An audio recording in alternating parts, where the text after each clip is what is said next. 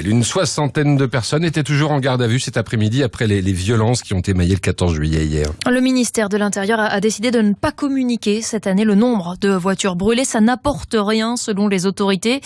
Une nouvelle fois, la fête nationale a été marquée par des incidents, notamment sur les Champs-Élysées. La maire du 8e arrondissement réclame d'ailleurs aujourd'hui l'interdiction de manifester sur l'avenue et ses environs. Et aux tensions malheureusement habituelles se sont ajoutés les débordements liés à la victoire de l'Algérie en demi-finale de la Coupe d'Afrique des Nations. Alors pour ne pas revivre les mêmes scènes, vendredi soir lors de la finale, un syndicat de police réclame l'instauration de fan zone.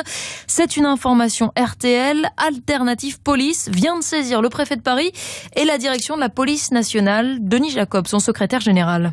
Le but, c'est de pouvoir encadrer, sécuriser les foules et les supporters qui vont assister à cette finale, et puis surtout d'anticiper et d'endiguer tout flot de violence qui pourrait survenir à la clôture et au résultat du match, justement pour éviter toutes les dérives que l'on a pu connaître ces derniers jours avec des violences, des attaques des forces de sécurité et des dégradations de mobilier urbain. Et je suis particulièrement surpris qu'on n'ait pas anticipé cela, justement par la mise en place de fan zones. Alors bien évidemment, ça n'empêche pas qu'il puisse y avoir aux alentours des débordements, et il faudra bien évidemment maintenir les dispositifs de sécurisation pour anticiper tout problème externe à la fan zone. Denis Jacob, secrétaire général de la direction de la police d'Alternative Police, avec Alice Moreno.